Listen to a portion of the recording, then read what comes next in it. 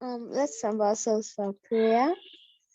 Oh Lord Heavenly Father, I want to thank you for today. We thank you for bringing us for another lesson. We pray that you may bless us. May we understand everything that will be taught. Bless our teachers who are going to teach us. And may everything go on well. May there be no network problems. And may you come and be the one to help us understand everything that we are going to learn. In the mighty name of Jesus Christ, we have prayed. Amen.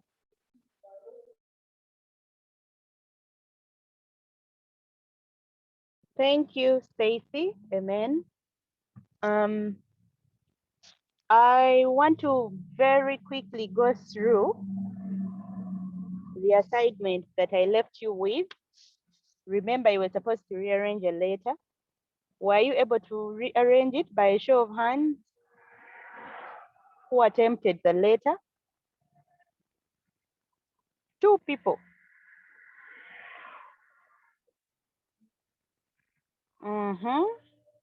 Can you imagine? They're just about 10 hands. Okay. So most of you didn't attempt. There are 12, 13 people who attempted. Okay. What I'll do is to move with those who are already on the way, right? Okay, so I want to screen share the letter that I rearranged. Please cross-check with what you wrote and see whether we have the same letter in that particular arrangement, okay? Okay, so you can put down your hand. I hope you can remember what we said, an informal letter, like the things that we expect. There were so many questions that use this sample to explain all of them. So let's see what I have is the same as what you people wrote in your books, okay? Mrs. Kavuma provided another sample letter that you could ably use. I hope you used it as well. So 1, we said that the address is on the right-hand side, okay? As you can see my address there. Try to note all the things that are in this letter because that is what we'll be following. Are they in capital letters? No. However, we've capitalized some of the important words there. Gayaza starts with a capital G, capital H, capital S, okay? So we have Gayaza High School. We have the box number. So we capitalize P and O and B of the box, okay? And then the address, which is Kampala. We talked about the address slanting. This is what we meant. I said the P comes under A. The same way K comes under O.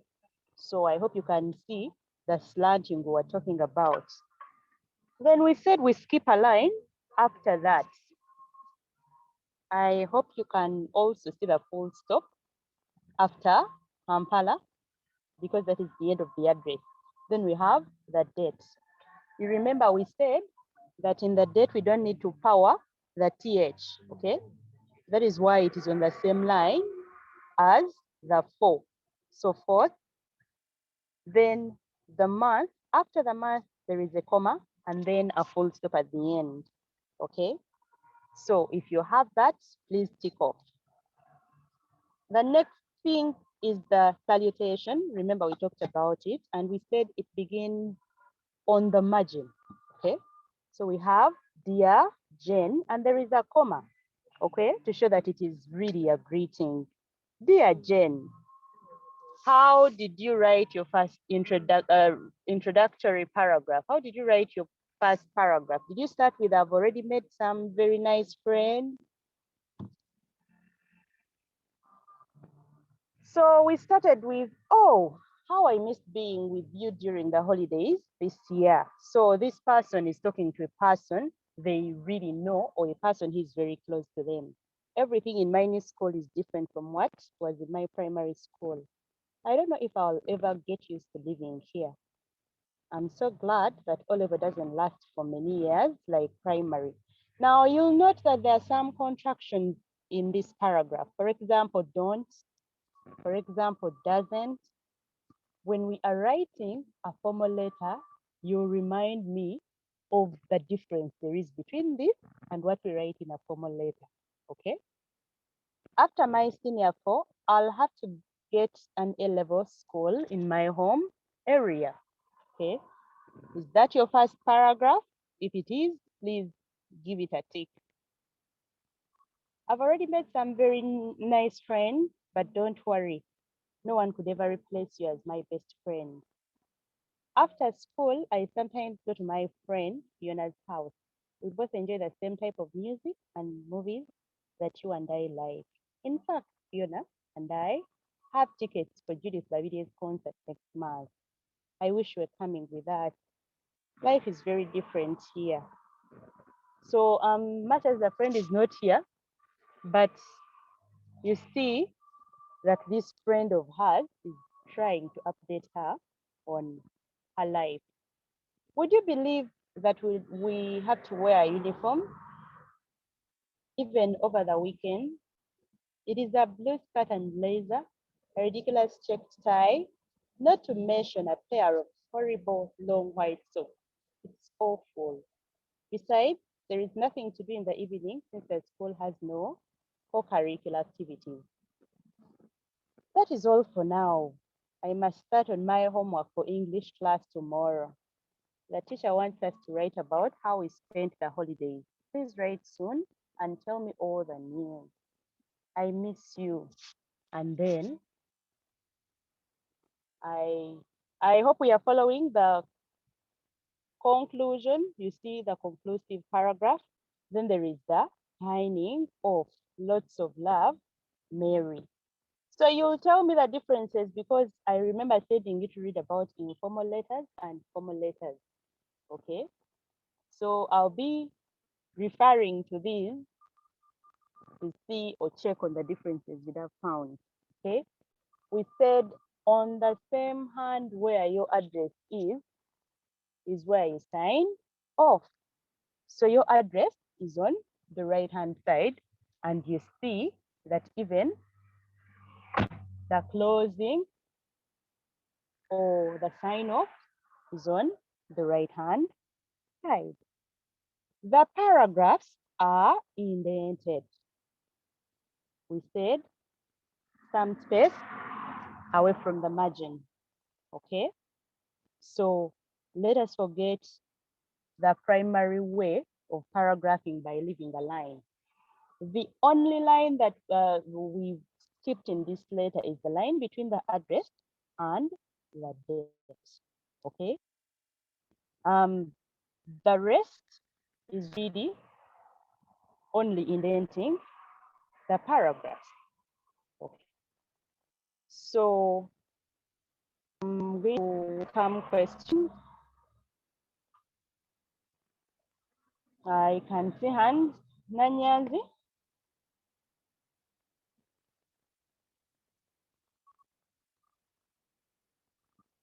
Nanyanzi. I'm sorry, Chair, I left my hand up. But Chair, I have a question.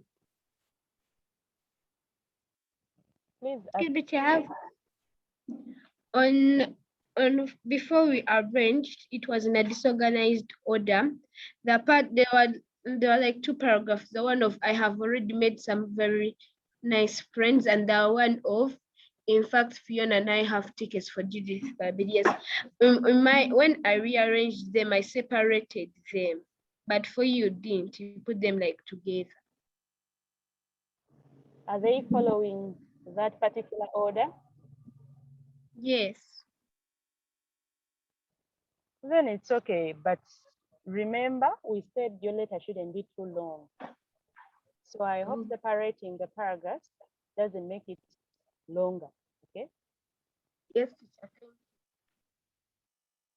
At Kunda, Teacher, I remember last time you told us to research on like maybe the different ways and the different things, like how the letter, like the British way of writing the letter is. And me, what I found out is that okay, they wrote that the address can also be written in the center. Is that right? Yes. Outside school and examination settings, it is acceptable, but we have to have a uniform format for our exams, okay? And this would be better for us to take, okay? Even the sign off can be in the middle tending towards the right, but for your own safety, you're better off writing at the extreme end. I hope I've answered you. Our default. Okay, teacher, I have two questions. One is, when you're writing letters, okay, like when we're given an assignment and like we're home and we're supposed to write a letter, can you use your own personal address or you have to use the school address? Depending on if you have a recognizable address. Do you have one? Yes, teacher. Yes, you can use your address. Okay, then also the second question, you gave us an assignment about writing a letter to a friend about a market you visited. You said we can include 5 things that attracted our attention. Do we number them or we put them in separate paragraphs? Just have to know at the back of your mind that in your letter, you ought to have at least, or you ought to mention at least 5 items you say in the market. You don't have to list them. You don't have to number them. You don't have to give them separate paragraphs, okay? But for example, in one paragraph, you could tell her that while at the market, I saw these different items and you talk about the items, okay? There would be various ways of you presenting it, but don't list them, don't number them. Okay, thank you. Kahuga, Charity, please, after asking, lower your hand. I want to ask that when you are given a question and they tell you to use your home address specifically, what kind of address do you give? Well, it would depend on your home address, of course. If, for example, you stay in Kololo, your address may not be the same as the address for one who stays in Gayaza. So it would depend on your area, okay? So you have to know your address. Pardon? Can you give it in a way, let me say 781 Namere Perere Road. Is it right? Like, is that address You really right? have to follow something like what we had in the sample. Give the area, give the box number, and then which district or which council is in control of the area where you stay. Okay. Then so I also want to ask about the jumbled letter. When you're reorganizing it, can you put the paragraph which was would you believe and other stuff? Can you put it as this? No. The arrangement I have given you is the arrangement that I expect you to have. Okay. So please don't start asking me about, for me, I put this here, would this be there? What I have given is what I expect the letter to look like. Chirabo Pal, and I think I'll end with a P of Grace. Chirabo Pal. Teacher, I'm asking about the home address. Like, do you start with the plot number or you like maybe plot number 3690, then you mention your clause and then maybe the village and the district. Is it in that order? Sweetheart, I've said Have you seen the sample? Yes, I have seen the sample. Look at the sample, how it is flowing. So give a particular area where we can find you, its box number, its location. That is what will be a valid address. Okay? Yes. When you start with a plot number and I don't know what, like you've been explaining, it may not really qualify to be an address. Okay? Yes. Appeal? Thank you.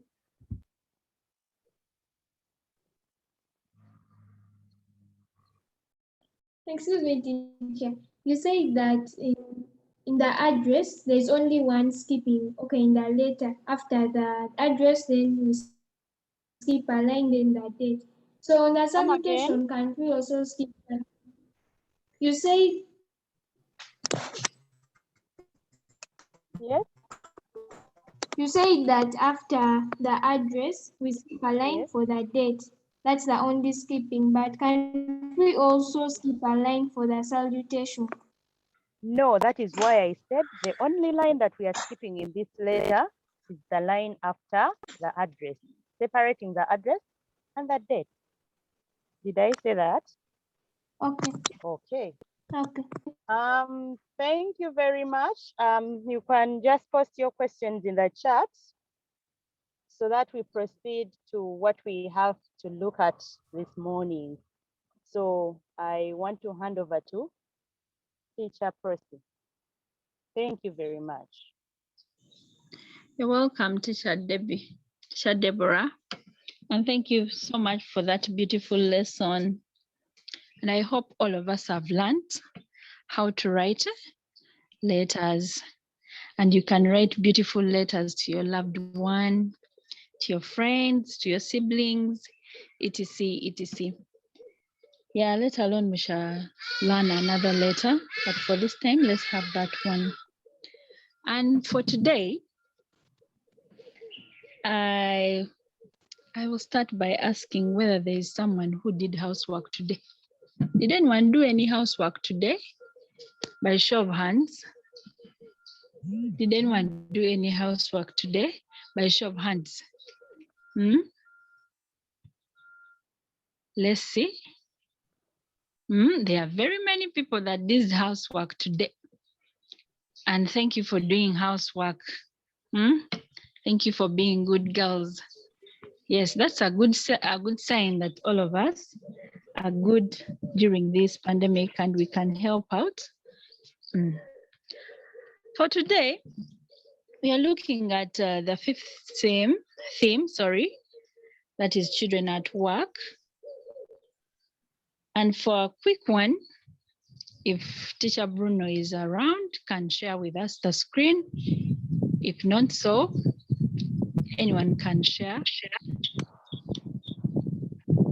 Anyone can share. For example, Teacher Juliet or Debbie or whoever, anyone can share the screen and we see what is happening. But before that, let's look at one question. Before we get the screen, let's look at a question like, what kind of work do you do at home? What kind of work do you do at home, people?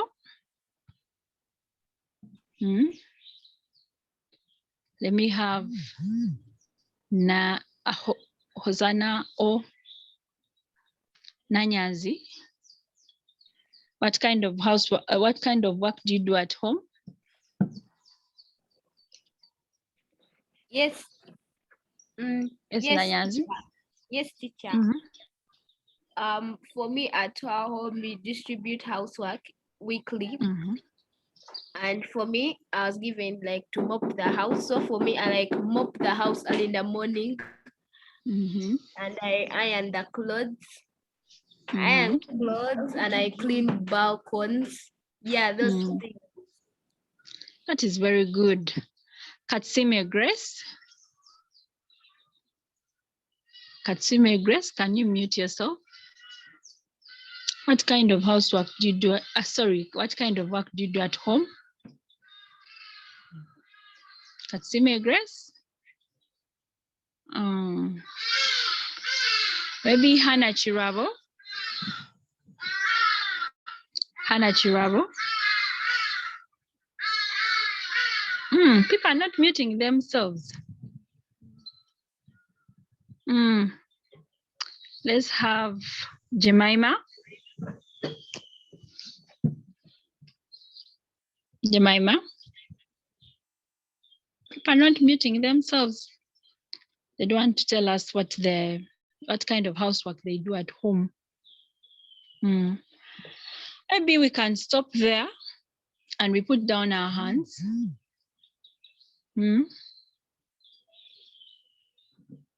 Let's put down our hands and then we get the kind of housework that people do at school, the kind of work that people do at school.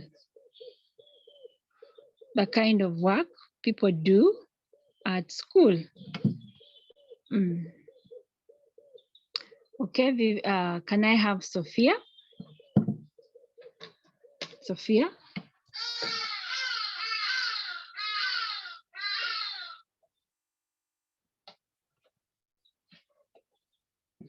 Sophia?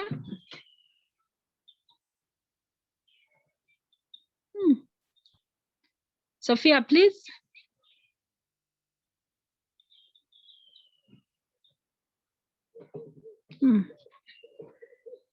Sorry, teacher, I left my hand up. What?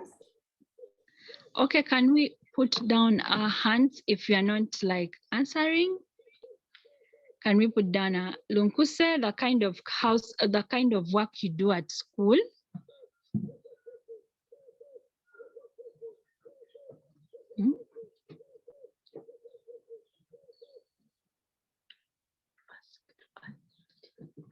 Okay. Lunkuse?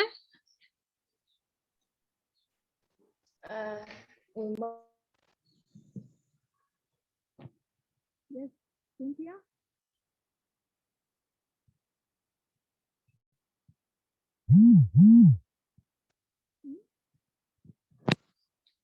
Okay, let's continue. People don't want to give me answers.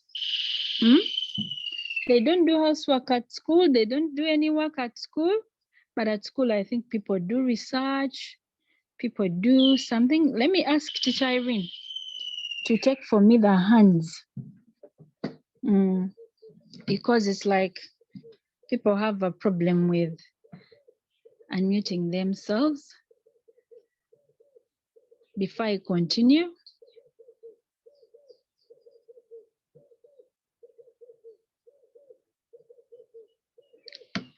okay. And then we go into the lesson. And this question is, what kind of job would you want to do in future? What kind of work, what kind of job would you want to do in future? What kind of job or what kind of work would you want to do in future? Help me take the hands, Teacher Irene.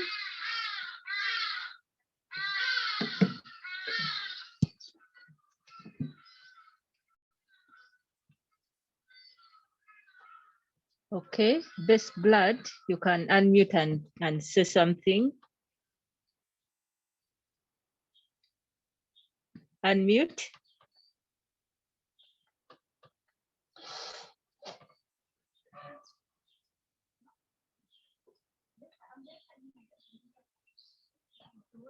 You can unmute and say something, Best Blood.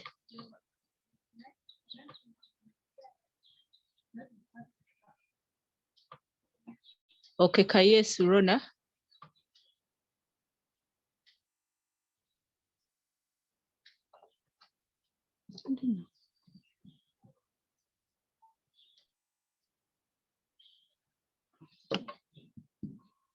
Nachigude Gladys. Nachigude, unmute and give us your answer. I want to be a doctor when I grow up. Why? I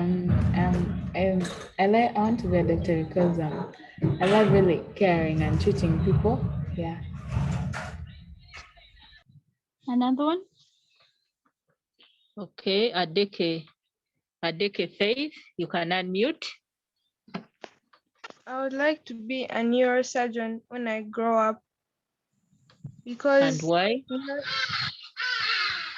This is because neurosurgeons, like, they study psychology and how the brain works, and since there are many people who go through maybe brain tumors and it's really expensive and people can't afford treatment, I would like to become a neurosurgeon to help them. Okay, thank you. Thank you, all of you. Can we have one more hand and we continue? Ayebare Christabel. When I grow up, I want to be a cardiologist. Wow, why? Because my mom and dad have heart attack and I want to help them. I also want to help these children that are born with holes in the heart. Wow, thank you so much. Thank you so much. People have very, very good, inspiring kind of jobs, and that is very okay. Can we continue? We are going to continue with something in that we have prepared today. And today, as remember, when we looked at a market, we looked at a given aspect like a report. And in this case, we are doing children at work. And for today, we have picked out one aspect, that is summary writing. Today, we are going to look at summary writing and under the theme of children at work. And I would ask someone what they understand by summarizing or summary writing or anything to do with summary. Only one person. What do you understand by summary? Only one person, one hand only. Nakanwaji Gloria, you can unmute. What do you understand by the word summary or summarize? Nakanwaji Gloria, you can unmute. Teacher, I think summarize is to make like okay, so brief a statement like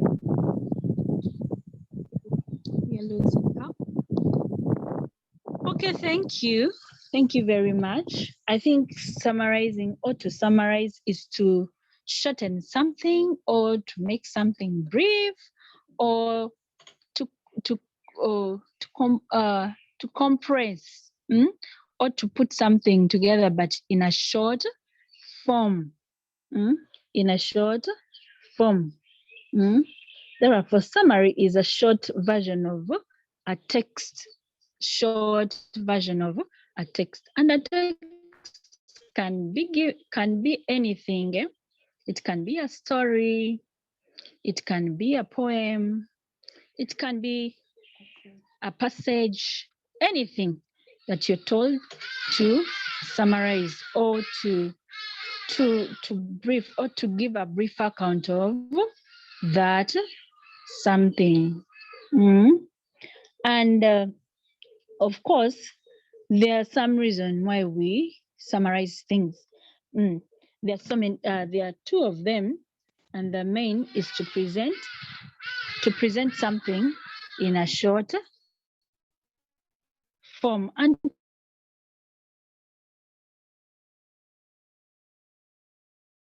okay. And I think since we have problems with people's hands, you can use the chat to communicate. Our next point is, or are the guidelines on how to write a summary. So if you're given a passage and you're told to summarize and you're told to give a brief account of a given point in that passage, you will have to follow some rules. You'll have to follow some rules. For example, before we broke up, we before we had a break from school, we were told to summarize some extracts, but there are some things we had to follow, and those are called the guidelines on how to write a summary, on how to make something brief, on how to make something short. It could be a story, a passage, a poem, how to make it brief. And they are very, very simple ones. There are few of them, 1 up to 7. We can look at them. You can use the chat to communicate. The teachers who will take care of that. Let's have the first one. Let's have the first one. 1, you have to read the text carefully. You have to read the text, whatever has been given. You have to read that story carefully. You have to read that given text carefully, looking up words that you don't know, because it is important to know what the text is about and its purpose. So by looking up the words you don't know, you look up those words and then you get maybe a dictionary, maybe you ask a friend, so that you truly understand or comprehend the story.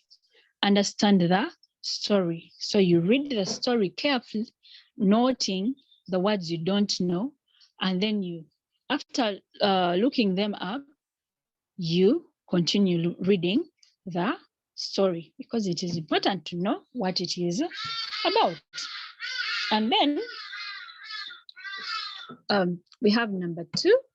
Number 2, that is highlight the key information. Highlight the key information. Some of us have highlighters.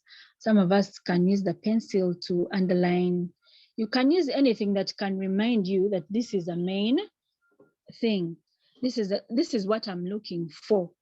It could be about climate and you're looking, it could be about how girls behave in a given circumstance. And then the story has both girls and boys.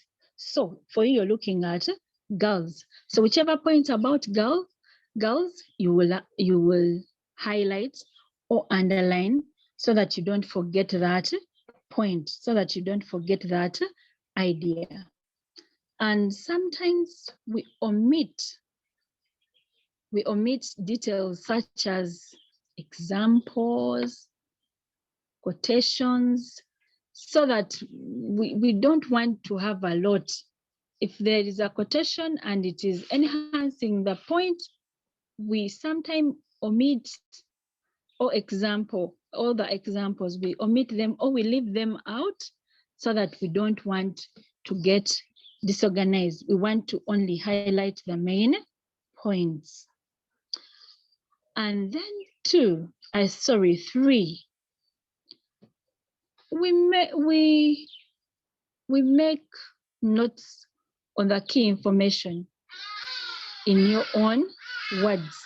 Why do you say in your own words?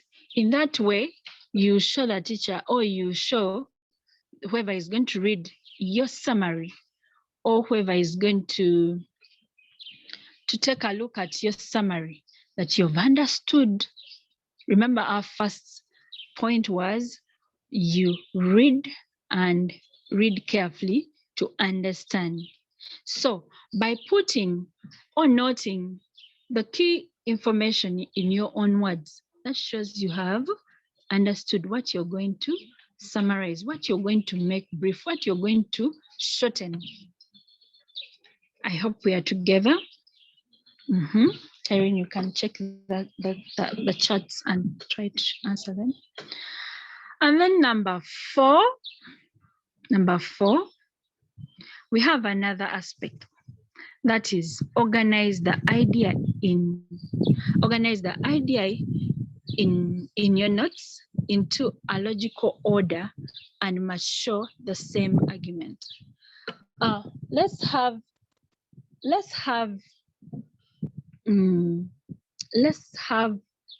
first thing first. If you're talking about the first girl and her character or her behavior, let's say if they sleep in the morning, morning prep, and then also in the afternoon lesson, let the afternoon lesson come after the morning lesson, because you're giving the behavior of these girls, but we want to make it logical. We want to make it flow. We want it to be coherent. The first things first and the last things last. That's what we mean by organize the ideas in your notes or what you're summarizing.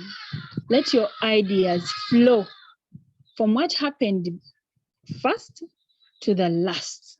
Is that okay? Don't start with the first and then, don't start with the last and then end with the last point. Okay, that is our number 4. Organize ideas into logical order, and you must show in the same argument. They must flow in the same line. They must flow in the same line of what is being asked. If they have told you to summarize the behaviors of the girls at school, you do that. Don't bring in the ones of boys. Though in the story, the person looks at the different ways in which the girls behave and the boys. But now, in our question, they have told us girls. So let's stick to the argument, girls. Let's stick to the point, girls. Then we have our next point, which is condense the information where possible. Make it short where possible. If you can pick it out and leave out some words, try and condense, because they are telling us to give a summary, to give a brief account of what has been asked. Is that okay? And then we have 6. We have 6. We shall entertain the questions after I've finished with the 7 of them. Express ideas in your own words. Express ideas in your own words. And this will usually be shorter than the original. So do not change the meaning from the original place, but you can express your idea in your own words. Do not change the meaning as you're using your own words. Please do not change the meaning as you're using your own words, but express your ideas in your own words without changing the meaning. Still, this will show that you've understood the story, that you've understood the passage. We together. And then let's have, that is to say, rewrite the phrase, but keep any key terms from the subject area. That is the same. Please maintain the subject of the question, maintain the subject of the passage of what is being asked. Do not change. I think I've over repeated the word do not change. Stick to the question and also stick to the point or the argument or the subject of the matter. And number 7, Our last one. Don't give your own opinion on a topic. That means stick to the question. Stick to what the question is asked, or stick to what the passage is about, what the story is about, and what is being asked. Sometimes we have, let's say if the passage is about women emancipation, people have a way of having their own opinion about women emancipation. And this is very right. But if the passage is about women emancipation as for rural area and all that, maybe health, something, you stick to that and do not change. Do not change the topic or the question. And then let's look at, we have something to note. We have something to note there before we go into the questions. NB, every summary should have, sorry, we've gone up. NB, every summary should have a complete title derived from the question. A complete title derived from the question. This is a serious note, and it should be written in one, a complete title derived from the question, usually in capital letters. Now, about the title, it should be a complete one. Complete one, we mean we derive it from the question. For example, our question is in about 100 words, summarize the behavior of students, of boarding students during the night. Are we together?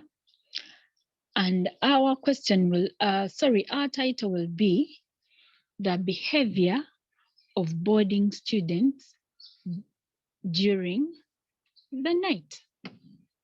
The behavior of boarding students during the night. Have you seen? It's a complete one, and I have picked it from the question that the teacher has given, or that whoever is giving the question has given you. So stick to the question, but before you summarize, you should have a title as derived or picked from the question. Is that okay? Hope I'm understood. And then our last note is that a summary should be written in one paragraph. For this age, or for this time, let's have a summary written in one paragraph. Is that okay? We all know that in boarding school, people behave differently during the night. For example, after prep, some people will have a snack or what, some people will sleep, some people will shower, some people will do, those activities. And of course, from the activity, we get how we behave. Is that okay? So there are so many behavior that one will pick as they're summarizing, but all of them, even if there are 20 of them that you want to mention, let's have them in one paragraph. We can use different sentences, things like and different sentences, and joining words like because and commas to help us join those behaviors, to help us join those whatever items are being answered to be being asked to be answered in a given question. So it should be one paragraph, but a paragraph is something made up of sentences. And of course, full sentences with full stop, with commas, with different punctuation marks, and of course with simple English, with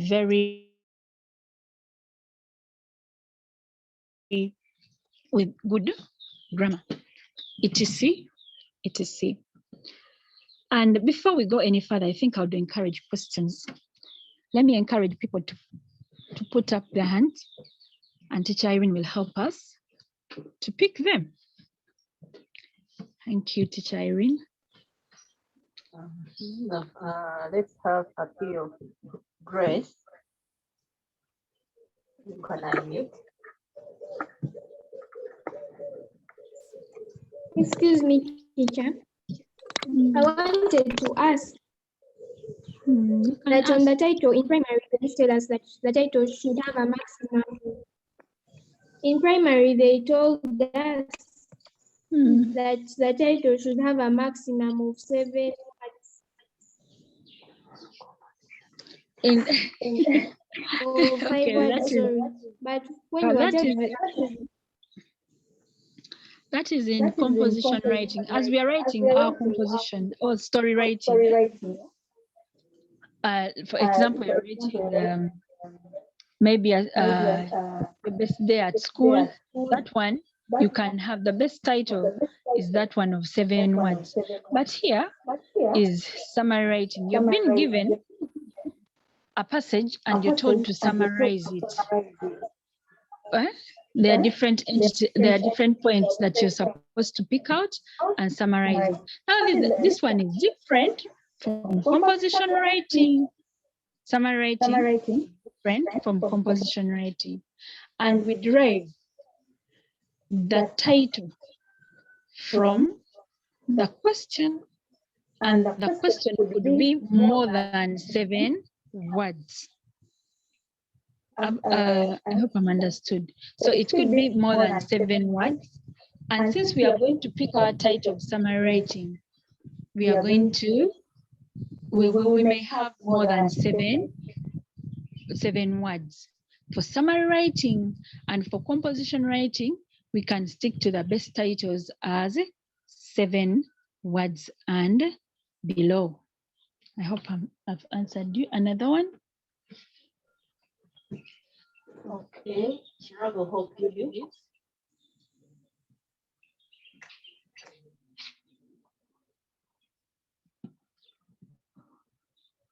Travel home. Oh, yes. Oh yes, teacher, I had a question. The paragraph, what's the largest, what's the maximum number of lines? Yes. Can you go up to 50 lines in one paragraph?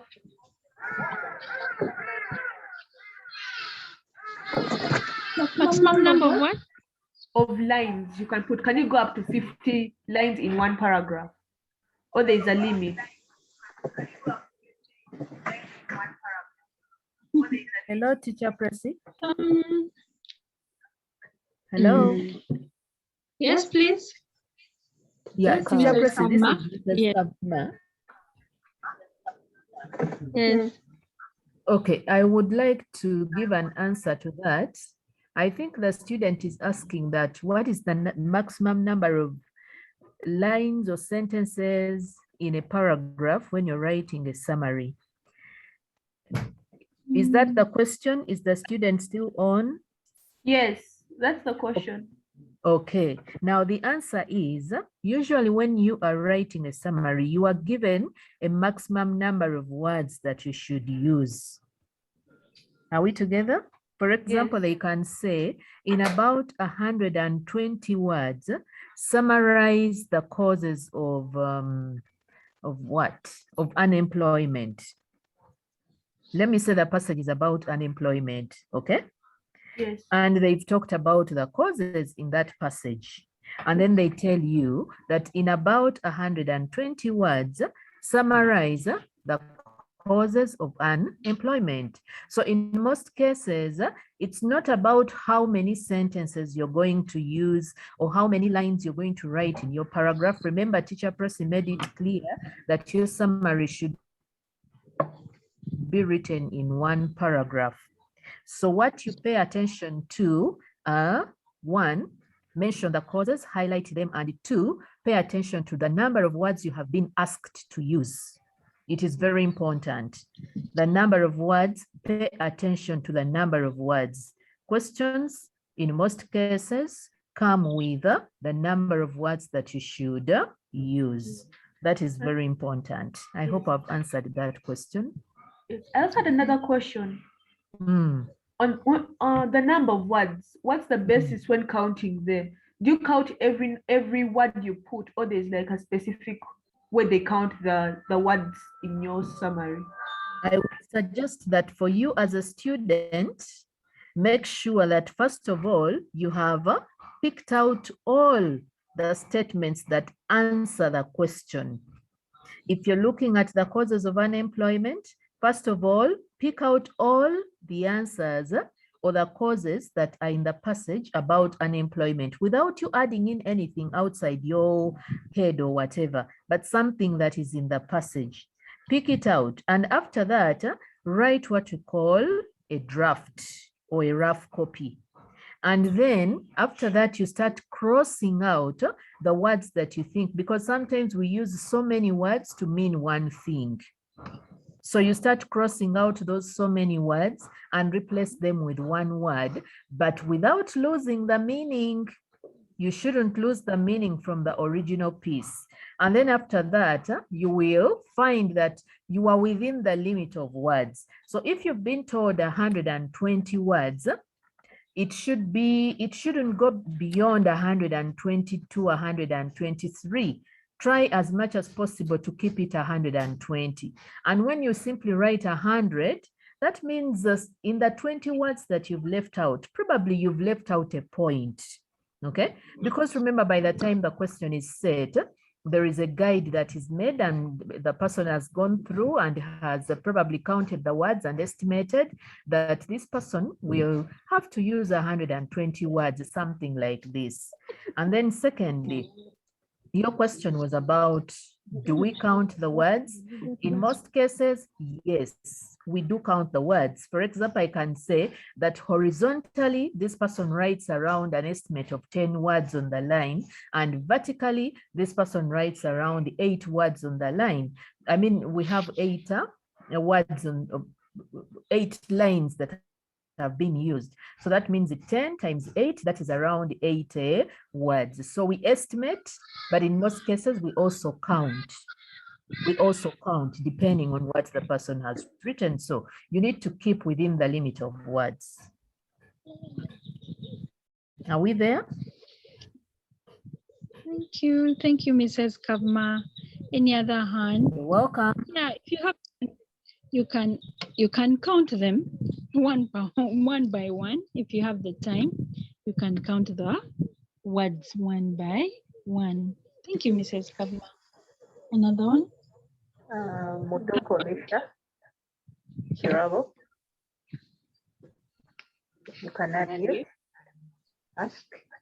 Okay, I have a question. For example, if we are given something we're supposed to summarize about causes of poverty in an area, and then at first in the how do I explain?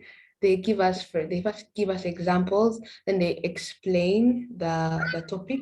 So when we're writing a summary, is it okay for us to like, as we're giving the examples, we explain them? Like, for example, if it is poverty, if you're giving us examples like poverty and like something else, so we explain poverty, then we go ahead to give the other example, then we explain it, then we give the third example, then we explain it. Is it okay? No, please.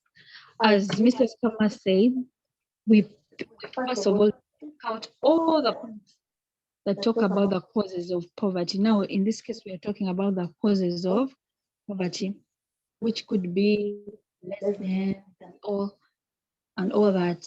pick out all the points that talk about poverty and then put them in one paragraph. You don't need to explain.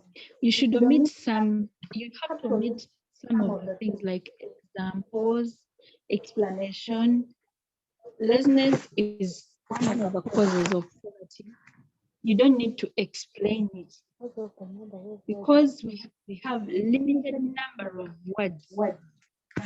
Normally those questions come with in about 100 words, in not less than 100 words, in not more than 100 words. Summarize the causes of poverty. Since now we have limited time for the causes of poverty, to put down the causes of poverty, we shall have to pick out only those points that illustrate causes of poverty, and we leave the explanation out and the quotation and the examples. We only pick out the main point. Thank you. I hope you've understood. We take one more and then we call it a day. Okay, let's have Nasibu Gladys. Good day. You can unmute. Teacher, I was asking that you say like the summary has to be in one paragraph. Does it include like the title also, or you get a paragraph for the title, and then you also get another paragraph for the whole body of the summary? The title is one entity. We don't count it. So we count from the time you start. Hello? Sorry. Yes, please. Now, the paragraph stands as a heading on its own. Okay. Okay, thank you, Mrs. Kama. Still to add on, another question. Still to add on that, the title is a different entity and the body is the paragraph. We start counting from the body. Thank you. And you still have one more. Another question. Don't skip lines. It's one indented paragraph, one indented paragraph. So we don't skip lines. Just write full sentences with the help of commas and the word and. One more. And we go.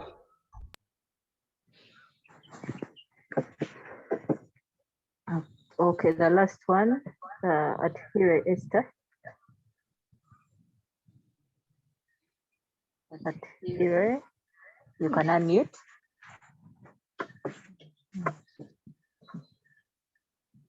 So if she's not there, let's stop here.